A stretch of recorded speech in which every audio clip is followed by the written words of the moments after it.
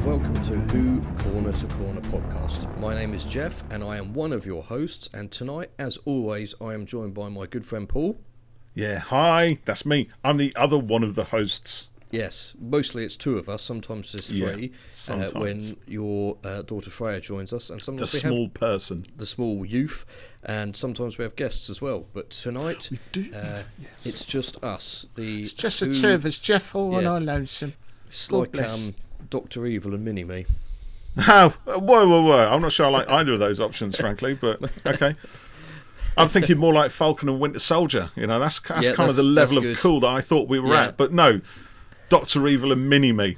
Nice one. Well done, mate. Just the two of us. That's their Just the two of us, mate. Yeah, maybe aged, older Steve and, you know. yeah, old forget Steve. his name now. Yeah. What was his name? Steve What Rogers. was the Falcon's name? Sam Wilson. Sam, that's it. Yeah. Yeah, I knew that. Yeah. Yeah. Sam Wilson. It's been a while. Yeah, anyway. that's our other podcast. It is, yeah. Corner.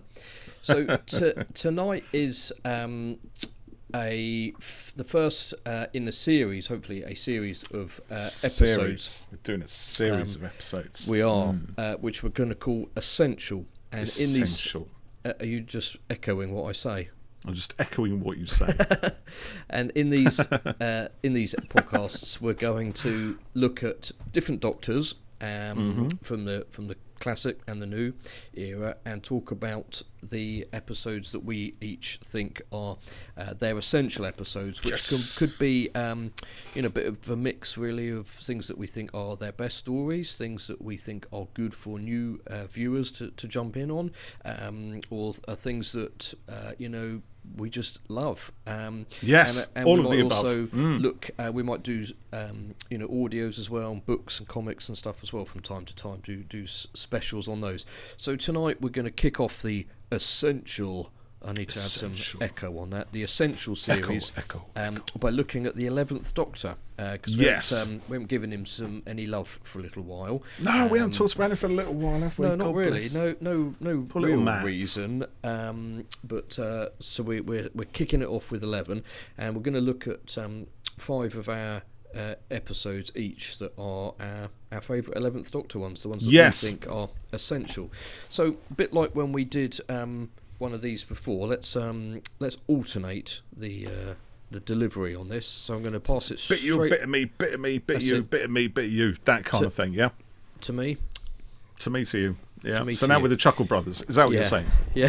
You need to aim high, Geoff. Reach that high hanging fruit thing. I don't right. know Anyway. where you were going Okay. with that. Yeah. So no, I I'm didn't. going know. I'm going to pass this back to you to start with. Oh, cheers, mate. So tell me, what is your? These they're not in any order. So let's just hear your first. Yeah, they're not in any order. No. Okay. Essential 11. Right. Okay. So if I was going to suggest to any newcomer who wants to get an introduction to the 11th Doctor, that's kind of what I was thinking, really. Right. Okay. So what for stories all of would I these, suggest? Okay, mine are probably more. That's okay. It's just my criteria. No, that's fine. So maybe if someone said to you, I've just watched House of Dragon, and I think Matt Smith's brilliant, and I'd like to discover more about him, you'd say, don't watch Terminator Genesis, he's only in it for 4 seconds. Is it Terminator Genesis? Why would you want to watch that anyway? Well, Arnie's quite good in it, as he always is, but Matt Smith is totally wasted. I haven't watched Morbius. I ain't got Morbin time for that. I do like.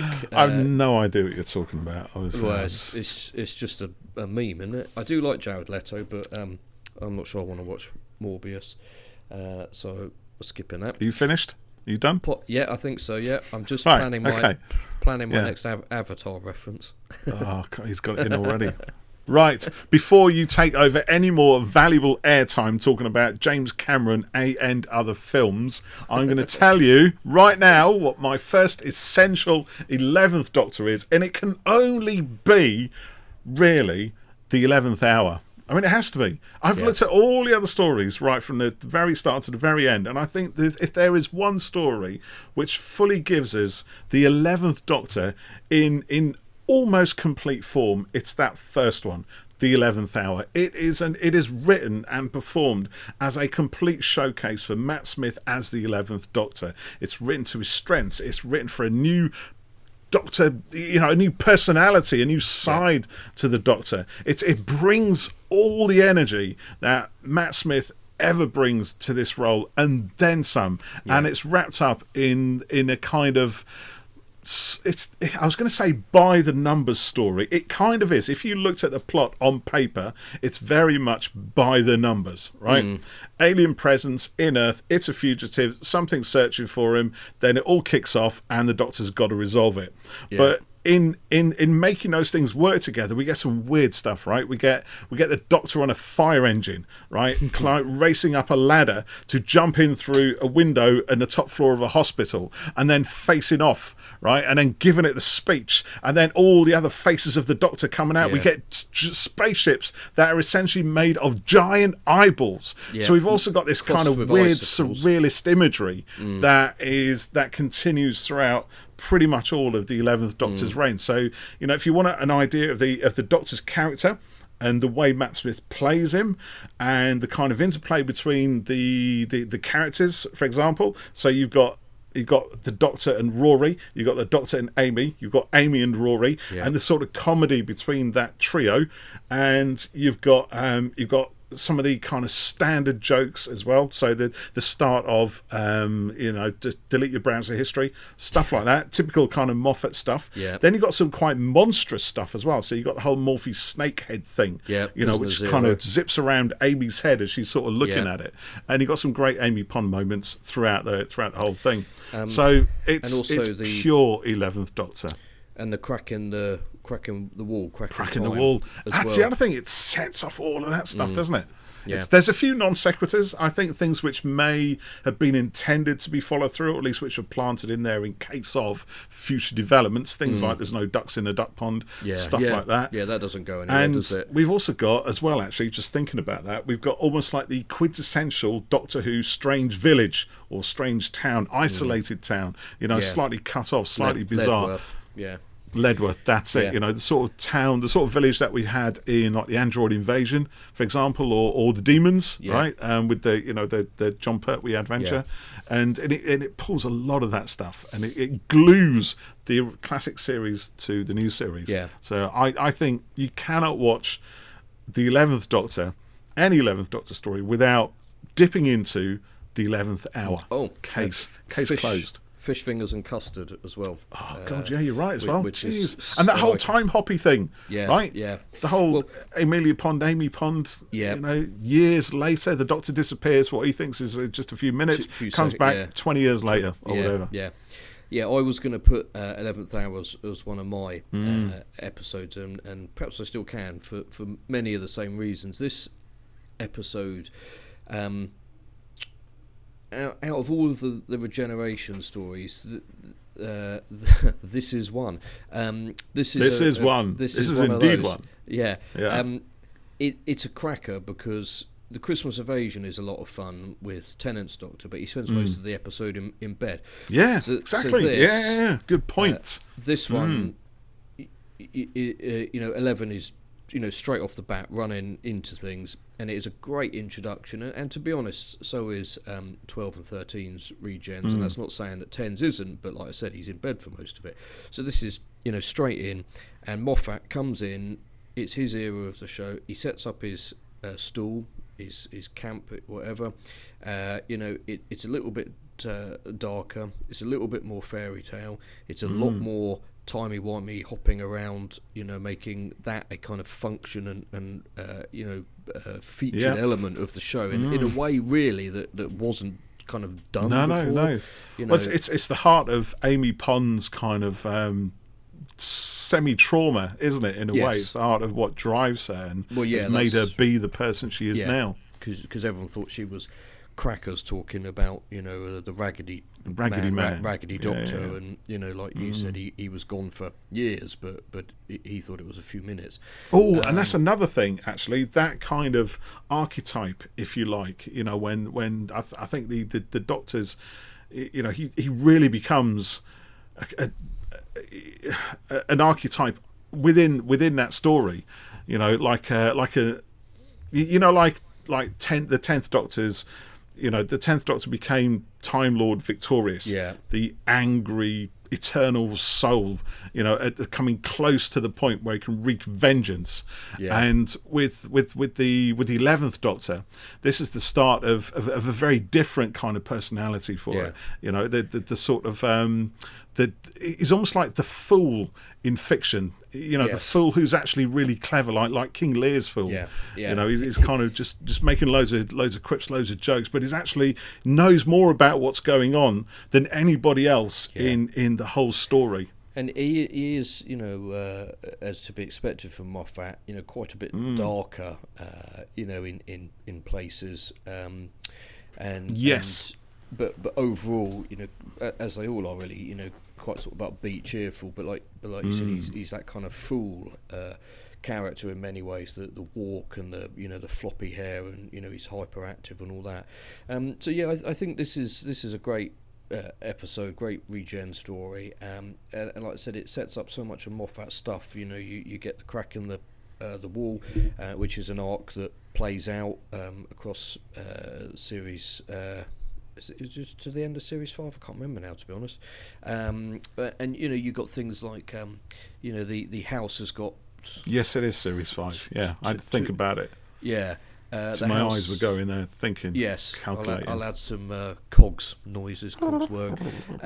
There's just little things like you said, like the ducks. There's no ducks in the pond, and the house has got is it three floors outside and 2 inside? Oh yes. There's something a bit weird about it, The perception filter. On it, So there's a lot of more kind of using time and space and stuff like that as a kind of aspect within the show. So I'm going to go with the 11th hour as well. It's a cracking brilliant first. That one can go in the tin. That's ding ding. That's in. Ding ding. Have you got a tin? We should get a tin. No. Let's get a tin. We could. The 11th hour goes in. Yep. Yeah. Cool. All right. What's next, Geoff? Okay, I'm going to go with The Time of Angels and Flesh and Stone. I was going to go with that one. That's on my list. This is it's a two-parter, but it's one episode, so this is only counted as it's one story. Yeah, so this was the first stuff that Matt and Karen shot for Who. I know, it's mad, isn't it? When they're so good in it. They're so good. Any nervousness they might have had, not obvious at all. Not obvious at all. They go into this episode, this two-parter. They answer a distress call, don't they? And they go and investigate a ship and get tangled up with River Song for the first, but certainly not the last time in the 11th Doctor's run so quickly. 11th Doctor, River Song was someone that the 10th Doctor met at the end of her timeline. And we were all kind of intrigued, weren't we, as to who she really was and what her connection was to the Doctor. Lots of hints about things and a past between them, her past and his future, and then she has a lot of time with the 11th Doctor throughout his era. But this two-parter is really, but it's a Weeping Angel story. They discover the Weeping Angels are inside a. I can't remember if it's on the ship or in the case. I watched it not all that long ago. It's kind of both. I think they're in. Both. They're in the catacombs, aren't they? They're kind of. I think they are literally entombed. Yeah, they've lost their form, and the spaceship that has kind of crashed into it upside down. That's right. And it's kind of it's feeding the angels. It's given their form back. It's given them some food to kind of go after. And particularly the first part of this one is a really, really good kind of action thriller. It's amazing. It is such a good Doctor Who story. They're trapped in the catacombs, the caves, and these creatures that basically can't be defeated are coming after them. If you don't know the Weeping Angels, they look like stone angel statues, and if you blink they move, and so if you stare at them they don't move, and you can kind of back out of the room, which is hard in a cave, and if they touch you, if you blink and then they get hold of you, they transport you back in time, taking your essentially life essence as their energy to feed off and sending you back, whenever, hundreds of years, 50 years, whatever. It's that difference, isn't it? That sort of potential difference between, the life you would have had. Yeah. Now gone some kind of weird sciencey sort of nonsense thing that could sound reasonably credible, but probably doesn't if you interrogate it too closely. But what's the fun in that? Exactly. And it's so tense. And there's the bit where Amy is in it's like a science lab type thing, and an angel's on the screen there that she's had to watch. And she can't blink, and it starts to move, doesn't it? And starts coming out the screen. Coming out of the telly, screen. This is Moffat taking his creation that appeared in series 3 of Who, and kind of expanding on its powers, and moving it on. An image of an angel is an angel, and we see that again in Village of the Angels with the 13th Doctor, where it's made up of charcoal, on paper. That's right, it's a drawing on a piece of paper. Yeah, she tears up, throws in the fire, and then it kind of reconstitutes itself out of the flames, doesn't it? When it all starts kicking off. Yeah, brilliant. And such a good monster, the Weeping Angels. They are really, really clever. And the cliffhanger at the end of episode 1 here, part 1. Is Matt's Doctor had a lot of great kind of speech moments during his run.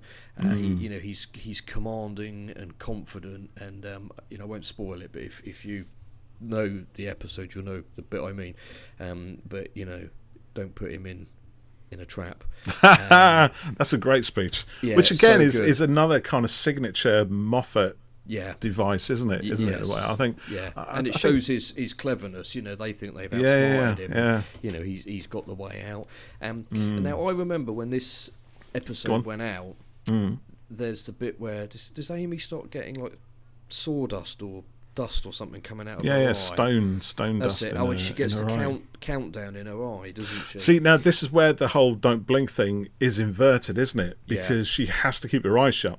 If she opens her eyes, then the countdown continues. So she has to keep her eyes shut to kind of keep her life going as long as possible, or stop whatever doom is going to happen to her. And the way that tension builds. Yeah, so it's really good. And I remember she's sitting down in the woods that are on the ship, and the Doctor leaves her there, and then he immediately comes back. Oh, yes. He puts his hands on her face or her shoulders or something, and his jacket is missing, his tweed jacket. And I remember thinking, talking about it with a couple of friends at the time. This was sort of pre-internet days in some ways, in terms of like Twitter and forums and stuff, being active on them. And I remember saying it's got to have been a continuity error. He walks off and then comes back, and you see his hands in close up, and there's no jacket. And I thought it's too small of a detail to have been on purpose, was what I thought. And it was a continuity problem. I did think wrong, and without spoiling anything, that moment comes back into play a bit later, which is a bit more of the timey-wimey stuff like I was talking about. Loads of timey-wimey stuff. Yes, lots of it. Maybe a bit too much at times. Possibly. Very possibly, I was just to say, for people who are listening, not watching, Paul has gestured at me as if to say, you could be right. I did gesture. You could be right, Geoff. Please continue. That's kind of what I was getting at. So, I'm putting this two-parter in as one episode, Time of Angels, Flesh and Stone, episodes 4 and 5 from the 11th Doctor's first series. I think, I would totally 100% agree with that one. Then I think it's a good one. Yes, indeed. And like you said, actually, also it's their first story, isn't it? Matt and Karen. The first one they filmed. Yeah. And they're so good in it. I know this is a thing that Peter Davison and team did back when they started. They filmed 4 to Doomsday first, and then went back to film the Regeneration episode, Castrovalva. So Peter Davison had more time to spend playing the Doctor a bit further on, and then came back and sort of got his Doctor to that point, if you like, you know, Yeah. so it didn't come across as all completely fresh. And of course, they, you know, the crew know the chemistry that by then. Yes. So when it goes back to their first story, they can kind of play in it a little bit Yeah. more. And I think Yeah. you can see similar things going on here. So it's Yeah. it's a cracker. It is actually, I have to say that Flesh and Stone is my favourite of all the 11th Doctor stories. Is it? That two-parter is just astonishing. So good that I think I'm going to watch it again tonight, because it's at least 6 months since I last saw it. Also, it's got it is so great good. music in it as well. It's really kind of It like is, yeah. thumping kind of The action-y imagery and bass the music. scale of it is. And that's something else actually. You know, when we move from the 10th Doctor to the 11th, it's quite a big adjustment, you know, in terms of the visuals, and the Doctor looks different, and the whole feel of the shows. You know, we get that new opening with a kind of smoky, spooky time tunnel with all the clouds and the lightning going around, and the music is much more ponderous and somber and kind of, you know, it's not as bold and brassy and bombastic as previously. So I think actually having Murray Gold's music continue through from the 10th to the 11th Doctor actually maybe retains a bit of comfort, a bit of familiarity, even though the themes are different, and you know, there's a lot more strings, it seems, and there's a lot more sweeping kind of, you know, individual themes. You know, Murray Gold seems to do a lot more on that than he did with the 10th, perhaps. Yeah, do you know, I must say, I think the 11th Doctor's theme is one of the best pieces of music. Really good. It's such a banging, kind of exciting theme. Yeah, it is. And the 10th Doctor has a theme, and so does the 12th, and I like 12's because it's kind of electronic. I like 12's a lot. Yeah, that 12's really is another level, I think. But yeah, it probably is. It's very angry. I think it depends if It's you very like kind determined. 11's is a bit more sort of string based and a bit more whimsical, and 12's is more electronic and it's kind of angry, like you say, and it's a kind of brooding, kind of thumping piece.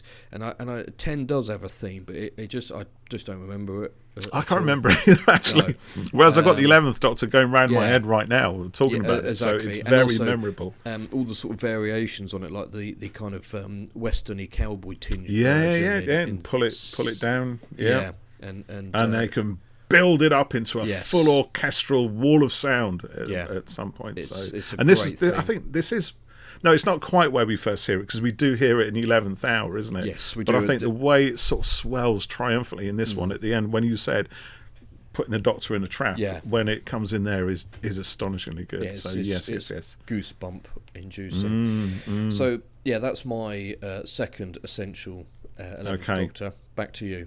Okay, right. So I'm going to go for one which is way more low key than either of those two stories we've talked about, and features a guest star who some people are not massive fans on, but I think in this story he comes across pretty well, actually. And it's James Corden's turn in The Lodger, which I really like this story. I think it's a good one. And I think, and the reason I kind of chose it for this is because it's a story that we haven't really seen the Doctor do before. And it's just iconically an 11th Doctor story. And it's which is weird because it's based on a comic strip that was written for DWM featuring the 10th Doctor. And I thought, you know, and I remember reading that, I think, well, this is a bit weird. Not sure if it quite worked, but it's an entertaining diversion.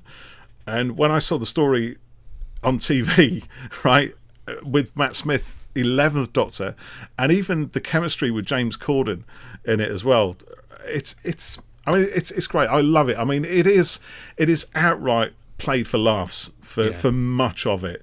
And you know, James Corden's a good comic actor.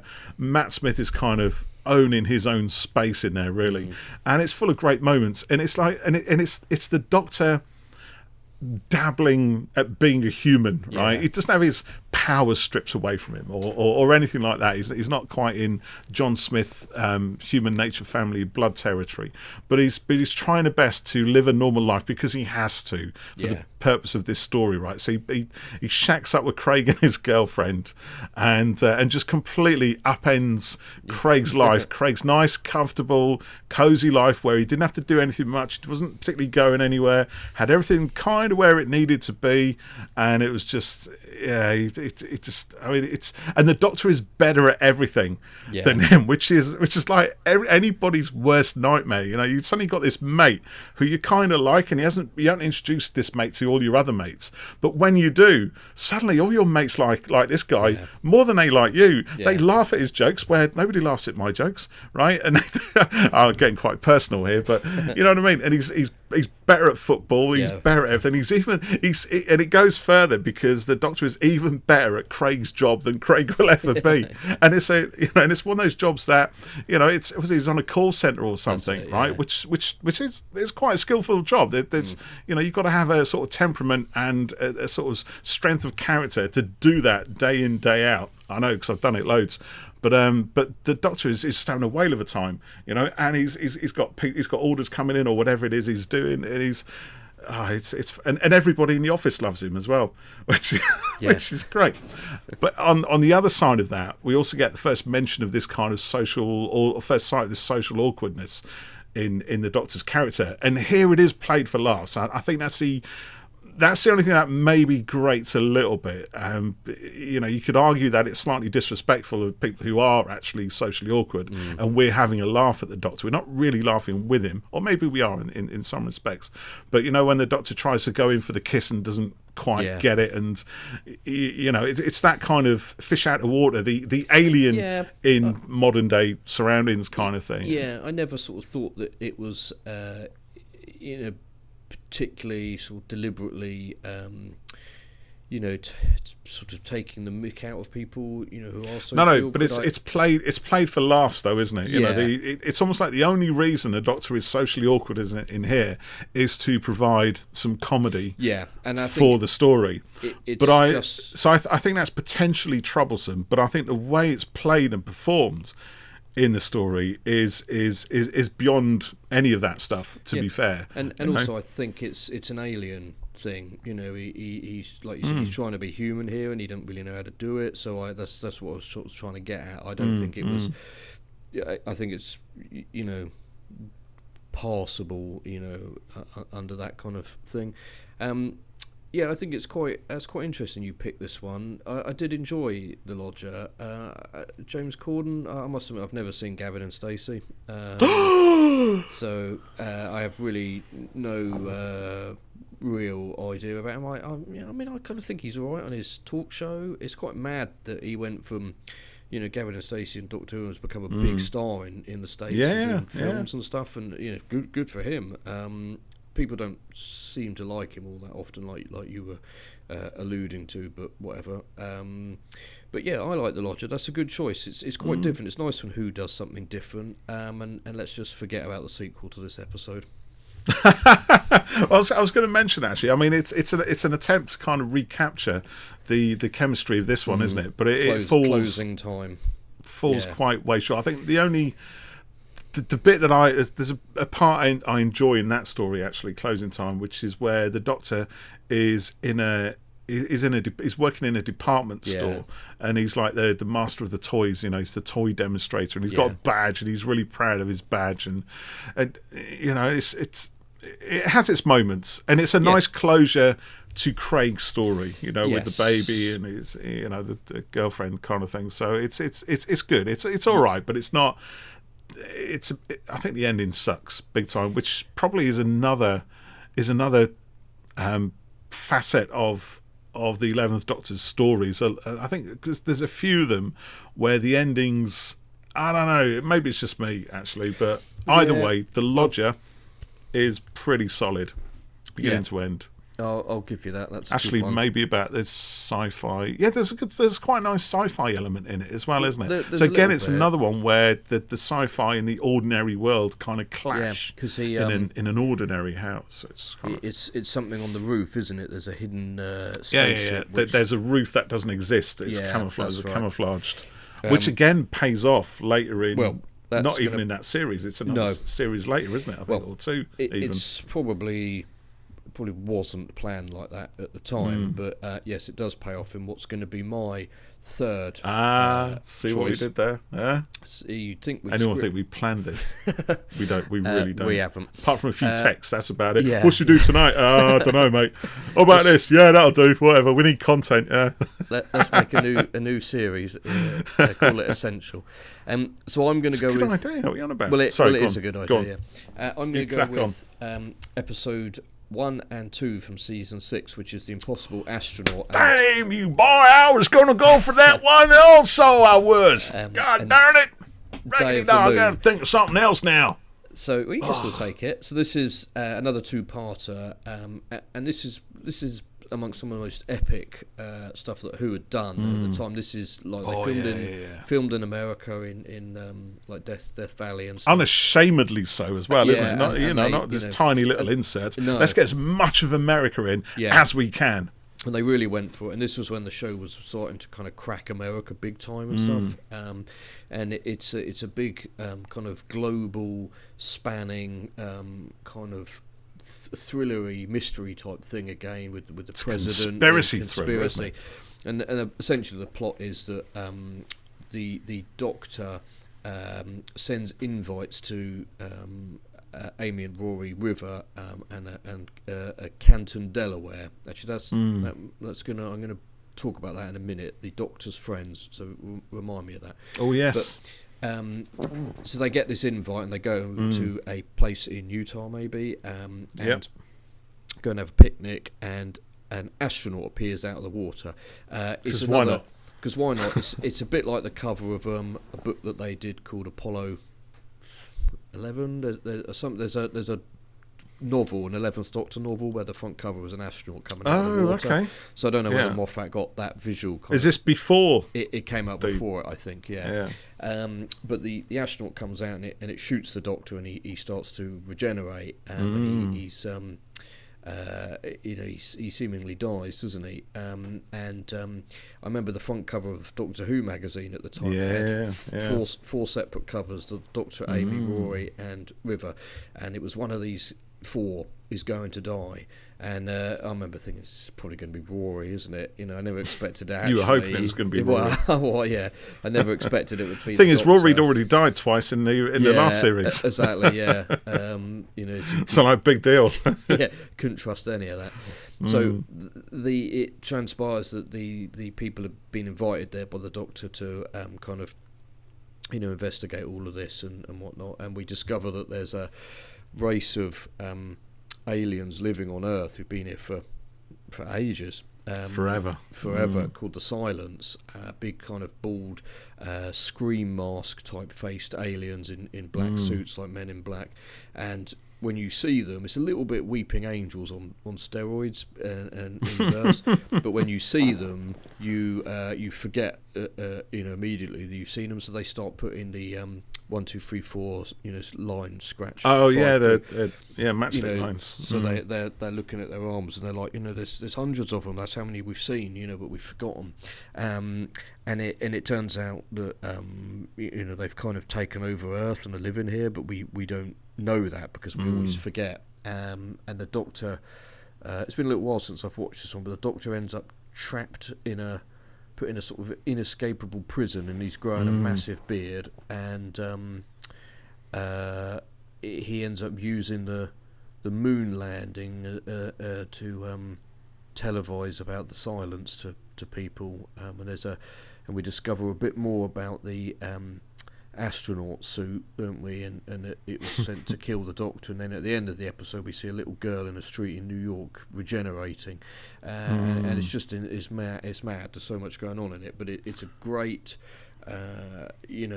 conspiracy thriller type piece, really, like I said, epic. And the Silence are another Moffat genius creation who were not as good when they finished their time on the show, sadly for me, but here they are awesome. They're in full force there. I think also the second part of that story, which is called Day of the Moon, if memory serves, is really, really creepy. Which is another, I think, signature of the 11th Doctor, where the scares are kind of ramped up to 11, you might say. There's isn't that bit where they kind of track? I can't remember what it is now. They're tracking a girl down, aren't they? Well, they're tracking the suits. It's the suit, and they come to this house, which clearly some bad stuff had happened in the past, and there's all kind of memories of it, and it's full of dread and atmosphere and darkness and shadows. And they see, that's right, and they see the suit, and then inside the suit is this little girl who's the same girl who regenerates at the end of the episode, and you think, what? And it's one of the whole two-part is one of those stories, and I seem to remember Steve Moffat saying in an interview that it is kind of written for the fans in a way, right? It was a deliberately complex story that deliberately wasn't going to pay off right at that point, which would ask a lot more questions that would then be raised a lot further on. So it's kind of written for those of us who enjoy the slow burn almost, the fact that let's have a really terrific epic setup and then see how it develops. And I enjoy that sort of storytelling when it pays off well. Did it always? I'm not sure. It's a bit That's the other thing, isn't it? Did it pay off? But when you have that fun with the setup and the wonder, it's a lot of fun. And unless the payoff is a total flop, I can kind of look at past it. I used to watch Alias with Jennifer Garner. I got quite far into that. Yeah, it's a great kind of spy adventure action thriller type thing, and it often had these kind of mystery things, a bit like Lost, which was also a J.J. Abrams. That's right. Yeah, another J.J. Abrams, which went on and on and on and on and on. And the problem with a lot of that stuff was, here's a really cool idea. What happens at the end? What's the resolution? Dunno.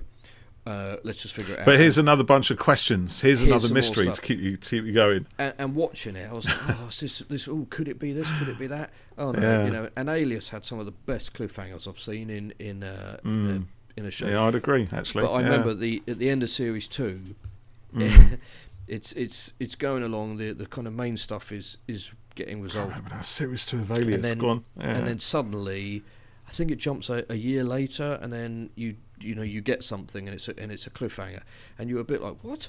And it was almost like Abrams was writing, and he thought, shit, I've only got 2 pages left in the script. Flash forward a year, and it was a bit. And then we'll explain what happened in that year later on. We'll explain it later. Some of Moffat's stuff was a bit like genius setup that didn't quite pay off, and like I said, I was a bit disappointed by the silence in the end when they were just sort of no real. But they're so powerful and enigmatic here, and then at the end they were just sort of essentially like bodyguard type things for a church, and I was a bit like, and they weren't really evil either, were they? If I remember, they were just kind of just working towards an agenda that at times didn't align with our own, if you like, or wasn't always in our best interest. And now I think about it, I wonder if maybe it was supposed to be something else at that point, but they couldn't afford to do it, so they just had to or maybe just ran out of story time. A bit like The Doctor's Wife, which is another excellent episode with Matt Smith's Doctor, where there's a green-eyed ood in it, and Neil Gaiman wanted another creature, something specially done, and they were like, we can't afford it. You'll have to have an ood, so that's why there was an ood in it. But yeah, this Silence 2-parter here, fantastic. Yeah, so that's my is that my that's my third that's choice, your isn't it? Yes. Yeah, are you keeping track? Because I've done the 11th Hour, The Time of the Angels, and that one. Oh yeah, that is your number 3. Yeah, so now it's going to be my number 3. Is it 4? So this is my 4th one now. Now this one actually, I was kind of. And I'm still sort of in 2 minds, so I'm just looking at the 2 stories here, trying to figure out which one I'm going to go for. And I think, it's a toughie actually, right? But I think actually, it's got to be because it's when we were talking about the 11th Hour, we're talking about the fairy tale aspects of it, and we're talking about Murray Gold's music and everything else. I think if you didn't watch any other 11th Doctor story, but wanted a good gist of what the character was like, what the timey-wiminess was like, what the kind of crazy, surreal atmosphere of certain stories could often be like, then you've got it all packed into this one episode, which is A Christmas Carol. Which even has alliterations, or owes a lot of its genesis to a well-known story, Dickens's Christmas Carol, obviously. Where it's a kind of and it's kind of in a way I look at that aspect of it as being a little bit like the early Tom Baker stories, the Hinchcliffe Holmes, when they ripped off the Mummy and Frankenstein and everything else. That was those Hammer House B movies. Well, this is kind of Stephen Moffat ripping off a classic that everybody knows to some degree. It's embedded within our culture. I think Christmas Carol, we've all seen it in some form from a cartoon back when we were kids, and maybe some of us have read the book when we get a bit older or watch various adaptations of it. We know the essential story. A character is visited by elements, ghosts of his past, present and future, and then comes to change his lifestyle, go from being a bad person to a good person. It's that kind of eternal fable, and Moffat rips it off brilliantly. This is the one with, is it Michael Gambon in it? It's with Michael Gambon, big guest star again, big names. Catherine Jenkins, opera singer, Flying Shark. Flying Shark, because why not? Why not? Yeah. I remember the Flying Shark reindeer, right? Which again is a brilliant inversion. Very playful on the imagery and the storytelling. It is clearly Stephen Moffat having a great deal of fun, and the actors just eating up the material and just exceeding it. Just putting on something on screen that keeps you watching. Now I know a lot of people are not big fans of this story. Perhaps it can be a little bit divisive. Is it the best Doctor Who Christmas episode? Possibly not. But I do think it is a quintessential 11th Doctor story. Everything you need to know about the 11th Doctor is in here. And what's also good, which we haven't mentioned yet actually, is how the Doctor takes charge of events. He's very much a driver in most of his stories. In fact, probably all of them. Yes. Maybe one or two where he's not actually. He's kind of there's one or two stories where he's a victim of circumstances and events that seem to have spiraled outside of his control somehow without him being involved in it. When things come to catch him up, maybe things like Let's Kill Hitler and A Good Man Goes to War, possibly. Yeah. And the name of the Doctor, definitely. He's kind of caught up in things that he doesn't have control of. But right here in this story, he's in absolute control to such a degree that he literally controls somebody's life, that he changes their history to make them a different person. And he does that purely to stop his friends dying in a catastrophic accident.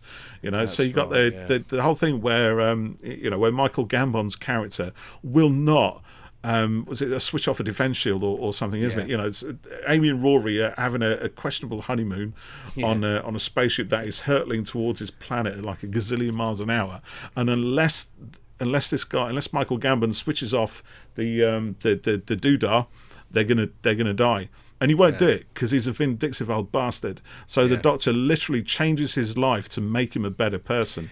And that's where it's just incredible how it's done. It's a very clever bit where Gambon's watching a film of himself when he's young, an old school projector film. And Matt the Doctor says, keep watching, and then is he go in the TARDIS, or then he comes down the chimney, and then he appears in the film, right? In the film, and also I remember it being quite moving with the Catherine Jenkins plot line to it. And she's frozen, and every time she is unthawed, she gets closer to death, doesn't she? Yeah, because she's got some uncurable disease. Yeah. So that's why she has to be on ice. And yet that kind of love story sort of grows and grows, doesn't it? In those little intervals. And she's only released from stasis for one day a year, and it's Christmas Day. And the Doctor just treats them to all kinds of experiences. Yeah. And another thing as well, this is again why it's quintessential 11th Doctor, because it starts off very kind of rational and reasonable, but then over time those experiences get crazier and crazier. When they're having drinks with Marilyn Monroe and Elvis and whatever, isn't it? And and it's just going mental. The Doctor's getting drunk. He's got tequilas in one hand. He's got shades on, and they're just having a party. But it's so joyous. When you're getting wrapped up in all that sort of stuff, and then like you said, there's a darkness to it. And it kind of hits right at the end, and it is quite moving. And Michael Gambon sells it as well. There's a lot of close-ups on his face and his eyes. And even that first bit when he sees the Doctor in the old film that's been projected on the wall, and he remembers, and there's a brief spark of joy and almost a tear in his eye, and it's an extreme close-up, almost in silhouette, in smoky kind of projector film noir silhouette, and then he sort of catches himself and questions, why am I feeling this? Why do I remember this?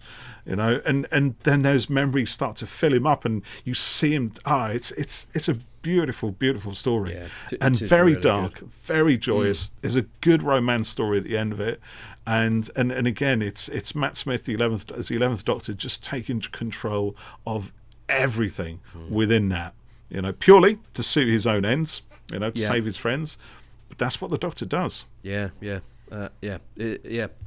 is a really good one. Maybe I'll have to revisit this. And we got giant sharks, like you said, bizarre imagery, right? A planet that is always snowing and always dark, and we got fish. The atmosphere is so thick that fish can swim in it. Yes, right, and you get not giant sharks. They're just sharks. Sharks are big anyway, right? And they're swimming in this atmosphere that we're breathing, or that the residents of the planet are sort of breathing, and it's gaslit as well. So it's like that kind of old school technology, right? It's exactly that kind of almost like a steampunk kind of vibe to it, which we first saw in The Beast Below, and is carried through here and pops up again in a few other stories, but it fully kind of encapsulates the spirit of the 11th Doctor, I think, or the 11th Doctor era. I hate the word era, but those, I don't know what other word I can use really.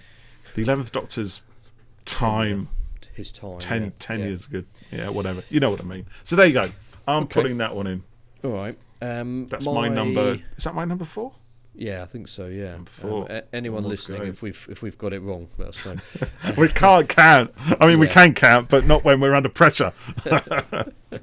So my number 4 is going to be Asylum of the Daleks, which is bugger. So this is that was the other one I was thinking of. Actually, I was tossing up between which one of those it was going to be. Because I know what my next one is, but it was just that one. So if you got Asylum, that's cool. Yeah. Well, my other choice was... Yeah, go on.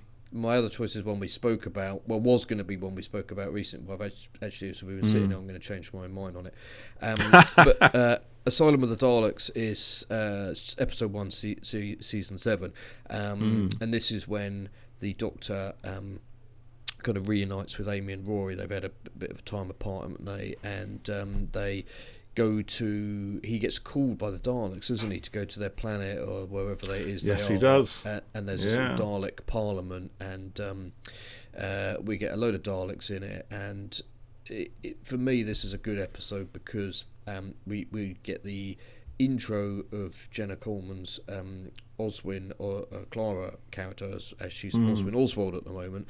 And I remember it being a real shocker because we knew she was coming in as the companion, but this was like ages before she was supposed to appear, and they kept it secret, which was brilliant. But she has this great storyline where she's talking to the Doctor, and they're like, it's on screens and intercom and stuff, isn't it?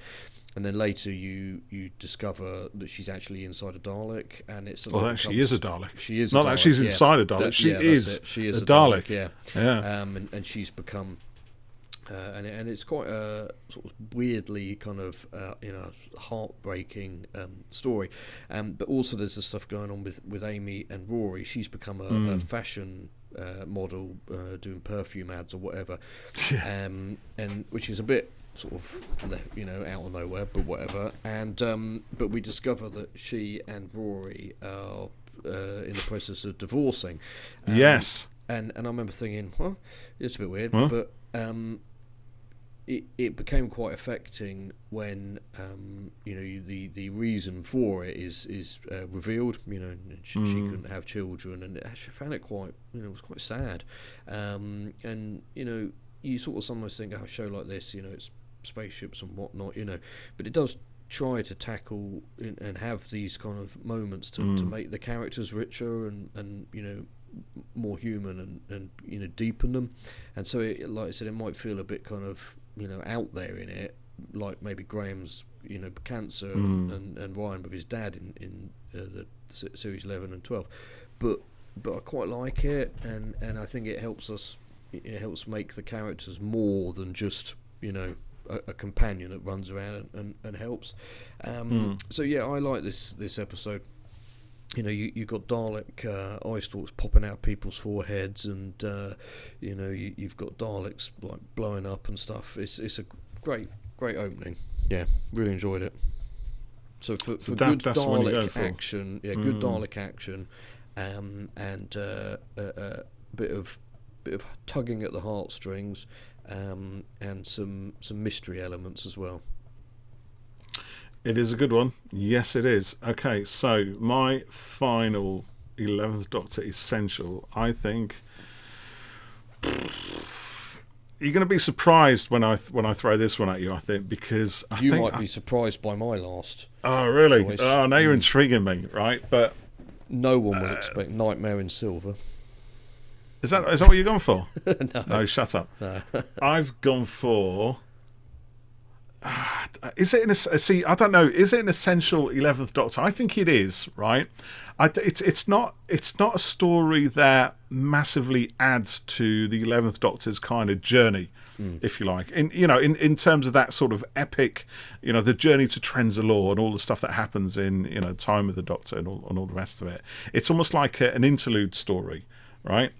But it is so affecting. And it's so different and actually quite unique. And it's not my favourite story, right? There's a lot about it that I don't really like. But I think the heart and soul of it is immortal and has never... I don't think any other Doctor Who story has quite treated the idea of mental illness in that way until we saw Vincent and the Doctor. Yeah. It is an astonishing story. It really is on every level. I mean, I studied art history, at university. I got a degree and all that kind of shit, yeah.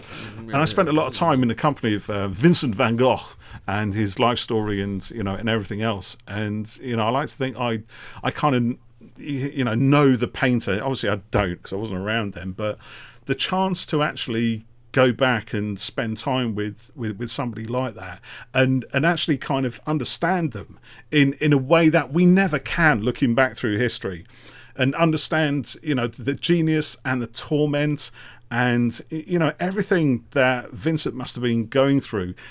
And yet, right, in a light-hearted sci-fi story, right, in a Richard Curtis script that is equally full of jokes as it is full of pain and emotion. It's a really extraordinary script, and you can argue that the monster is, I don't know, was it kind of some sort of chicken-headed thing that may or may not exist? I think it does exist. It does, but it's only through a certain perception, right? And that's a sort of play on the surrounded by demons kind of thing that nobody else can see. And it's a real demon. So, but it's. I mean, if you did not watch this story in your run of watching 11th Doctor stories, you would be missing out, I think. I think that's why it becomes essential to my mind. I was going to pick this for my list, but we had a tweet from someone about it, which I'll come to shortly. It's a superb episode. It's the one my wife says is the only episode of Doctor Who she likes. Oh, really? Yeah, and we watched it together when we were first dating. Really? I remember, I was in floods of tears at the end of it, and I know that's what I hate about it. Yeah, right. And but it's so sad, but also so kind of uplifting at the same time when he he discovers that he will be remembered and loved, and I suppose in some ways it's all any of us want, really, isn't it? For someone to remember you when you're gone. And I remember thinking, oh no, I can't let her see me cry over this. She's only watching this to be nice to me, I know. And if I'm honest, I don't think I haven't sort of deliberately watched it since then, but because it's so difficult to watch, because it's so emotional. But is it Channel W or something? They show episodes, don't they? Watch, right? Yeah, on Saturday afternoons or something. Yeah, you caught it. Caught it unawares. A few months ago, yeah. And Ali said, "Oh, it's this one, and we'd been catching bits of Matt episodes for a little while at that point, and I'd flip through the channels and I'd say to Ethan, my son, "Oh look, here's Doctor Who. It's not a girl, and it's like, what? He's got black hair. I don't understand." And a big chin. Yeah, but we ended up catching towards the end of Vincent and the Doctor, and I was watching it, and I ended up crying watching it, and Ethan said, "Oh, what's the matter?" And I said, "It's just very sad, and I think he sort of, I kind of explained it a bit, and I think he understood a little bit, and he's often, moved by stuff. I remember we were watching Lion King once, and the animation, and he said it was when I can't remember what the dad's called, Mufasa. Mufasa. Yeah, when he dies, and he got all sort of funny, and I said, what's the matter? And he said he won't see his dad again, will he? And it obviously sort of moved him, and anyway, so yeah, Vincent and the Doctor, it's a gorgeous episode, and it shows to me that it's another really good example of how sci-fi and fantasy stuff can tackle real emotions and drama whilst dressing it up and stuff, and it makes me think a bit of the Rosa episode, with the 13th Doctor, and I remember thinking with that for sort of different reasons to this one, but oh wow, this is an incredible bit of drama and kind of real world stuff mixed up with the sci-fi element. So yeah, this Vincent Doctor, brilliant. It's interesting actually, because I kind of think of I think you're right with Rosa, but I think also, and to my mind maybe more so, Demons at the Punjab, which I always think has been quite emotionally effective. It's the I mean, Rosa's got a tragedy to it, so does Demons, for similar kind of reasons in a way. And to my shame, sorry, I was going to say I didn't know about the partition. Mid-flow. Yeah, sorry. That's all right. I was going to say, who interrupts people when they're talking? Before I forget what I'm talking about, because I'm on something here, right? No, I forgot it now. See what you've done. I was right now. I'm just joking, right? The difference between Vincent and the Doctor, and I think, and those other stories, is where where Rosa and Demons of the Punjab, the kind of drama and the emotion come out of a natural kind of progression of the story. This is where the story is going, and it's kind of it's almost like a train engine. It's on rails. It's going to go down that way. There's nothing we can do to stop it. The train is running. It's got a good head of steam, and it's going right. Whereas with the Vincent and the Doctor episode, I do find the last 10 minutes or so, the really emotional part, which again I can't stop crying at either. But it's what Richard Curtis does. He's a bastard for this, right?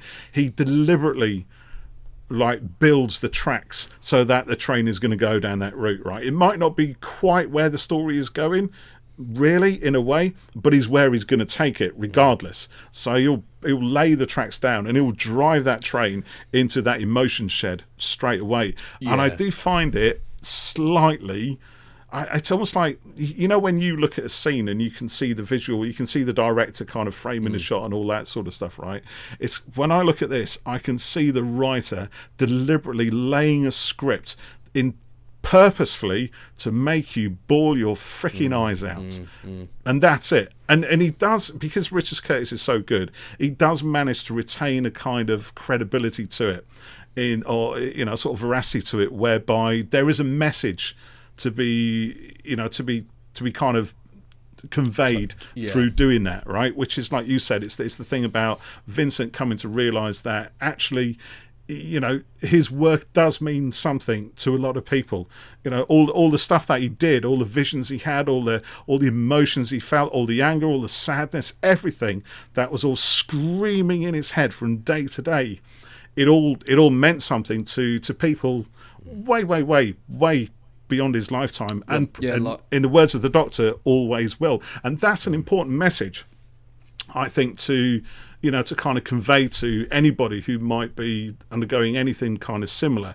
And you're right, for it to kind of do that in a sort of sci-fi setting, it is quite unreal. But I do find the whole kind of the way it gets you kind of emotionally bawling your eyes out at it, and it's probably just me, right? It's quite cynical with these things, but I think there's an artifice to it that just reaches over through the kind of fiction, whereas I think with... I mean, that's do you see what I mean? Am I making sense? Well, it bends, reality and what happened and totally, kind of fictionalises it, whereas in, like, Demons of the Punjab, for example, like you said, the metaphorical train is going, the events in that story are a fixed point in time, it's going to happen, it's going to be split up, and we are along with the ride, and there's the emotion of that, the emotion of the family bit, stuff going on.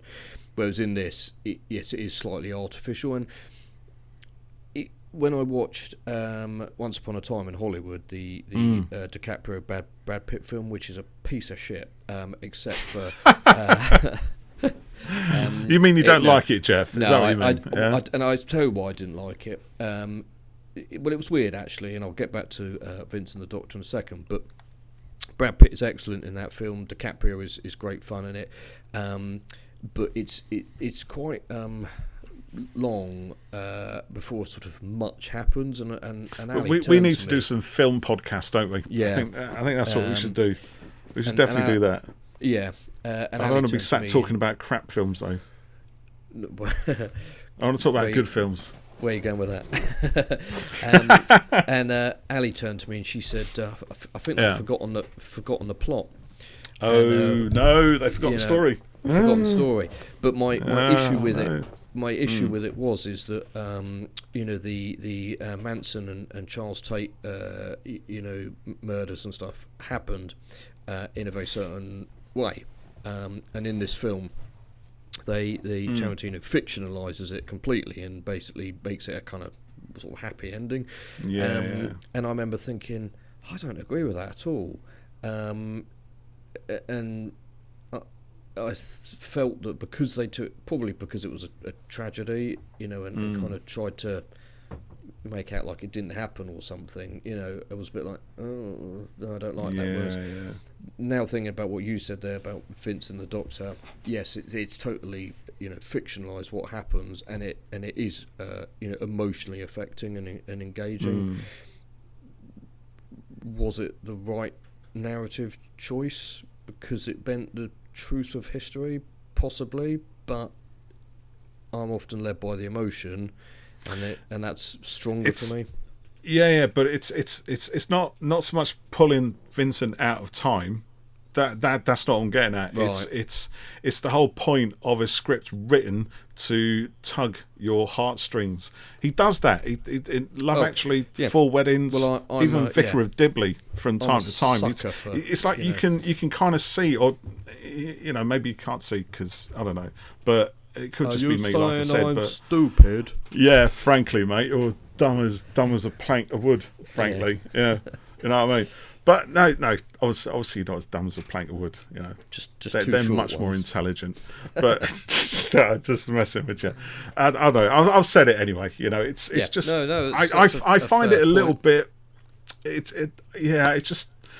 It is the scripting. I think it's I can just see Richard Curtis thinking, what can I do to get the buggers bawling their eyes out? Yeah, I'll put some of this in, I'll put some of that in, and then I'll make him cry, and I'll give the curator guy, the art history guy, some really powerful words to say, and he can deliver it with lots of emotion, and we'll film it in this way as well, and we'll do this and we'll do that. We'll just literally layer on. It's like, I'm going to give you a cake, right, and I'm going to put more and more cream on top of it, and do you know what, that's not enough cream, let's throw some more at it, let's do some of this, and blah blah blah blah blah. And when you've eaten your cake, do you know what, Vincent dies anyway.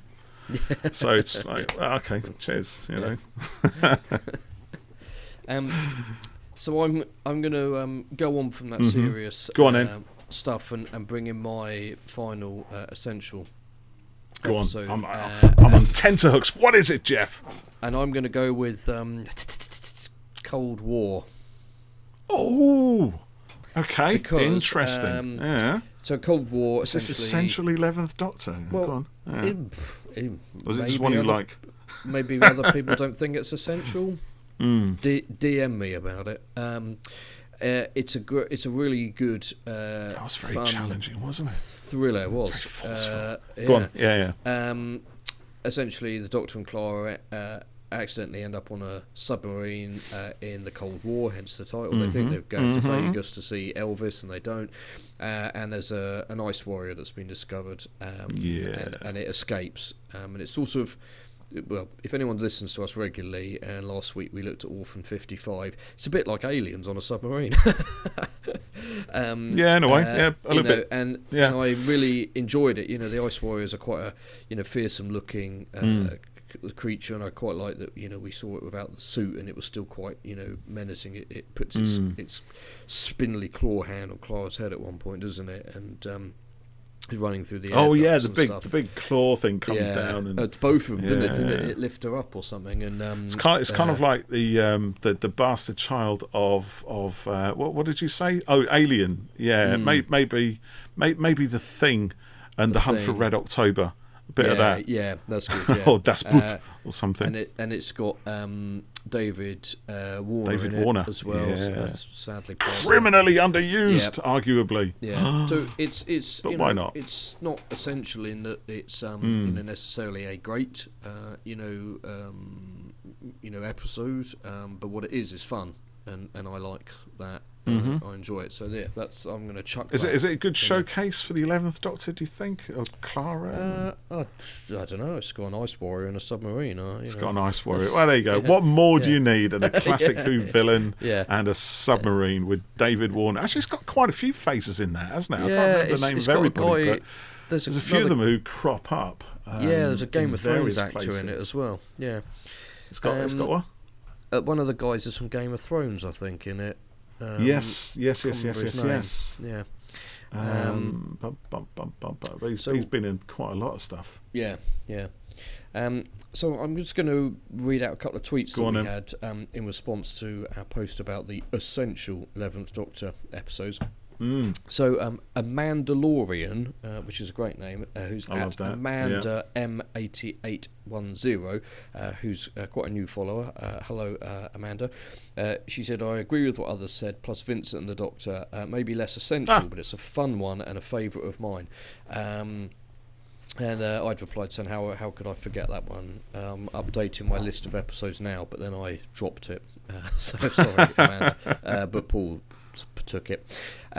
So Ian Banks, who's at Stuff Ian says Vincent, The Girl Who Waited, Day of the Doctor, Dinosaurs on a Spaceship, Vincent especially, a man fighting against a monster only he can see, is a fantastic metaphor for mental illness, and his only victory is that others fight it with him. And then we've got Mike Honor, at Mike Honor. There's an awesome novel. This is not really about the show itself such. There's an awesome novel called Touched by an Angel by Jonathan Morris, which absolutely should have been an episode. Yes. A proper weeping angel story, and every Doctor needs one of those. So Sophia, who's at Soph Anna Maria, says this is her favourite area. So favourite era. So area. That's favourite era. So all of them with a winking face, but she says, definitely the 11th hour. I'd also suggest Pandora Open / The Big Bang, A Good Man Goes to War, The Hungry Earth / Cold Blood, Impossible Astronaut, Day of the Moon, The Snowmen, which is also another favourite of mine, but I felt like it was too obvious to say it because we recently spoke about it on our Christmas episode rewatch. We did. And she also said The Time of Angels, Flesh and Stone. And then Giltzer, who's at Dennis Gill 10, says 11th hour, Pandora Opens / The Big Bang, A Christmas Carol, and The Day of the Doctor. And Thasmin. I did think about Day of the Doctor actually. But then I did too, but I felt like it's not solely a 11th Doctor, and it's got a lot going on in it. And we can talk about that in another thing, which we could do actually. Yeah, multi-Doctor stories. And then, Thasmin and Darwin's podcast says Time of the Angels, and Ian Clark says the same as everyone else, basically. I'll throw in an extra vote for Time of the Doctor, which has a few moments of squick. Yeah, I did think about that. I like it. Yeah, a few moments of what did he say? Squick. I'm going to need to know what squick is, Ian. Is that a Scottish term? Maybe. But it's quite underappreciated with some deeply poignant moments.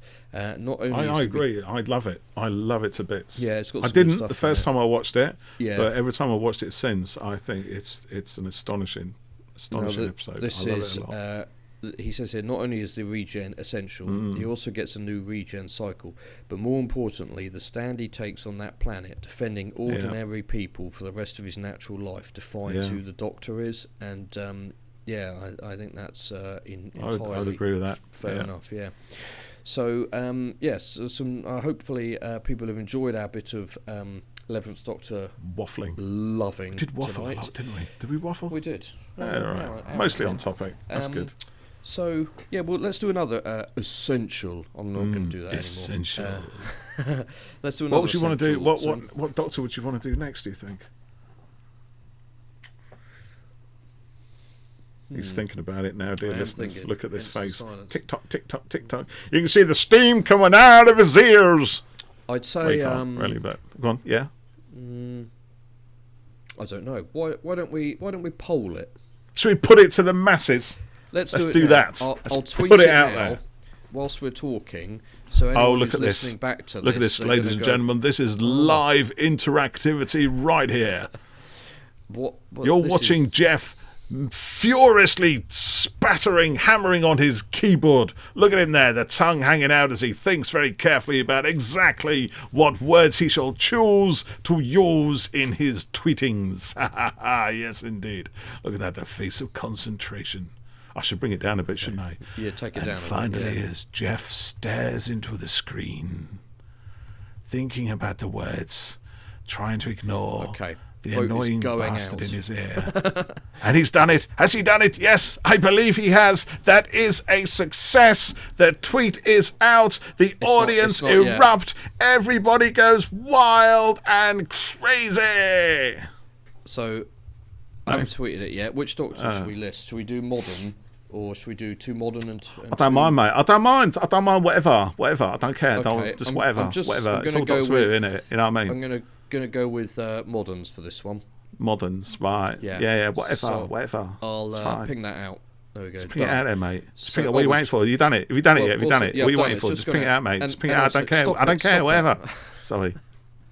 We've just had a tweet come in. Tell me to stop it. From Amy. Amy. Sorry, Amy. At Spencer Tracy fan, who says 11th hour, Beast Blow, The Girl Who Waited, The God Complex, The Pandora Open / The Big Bang, Impossible Astronaut / Day of the Moon, A Good Man Goes to War, Wedding of River Song, Angels Take Manhattan, Name of the Doctor, Day of the Doctor, Time of the Doctor.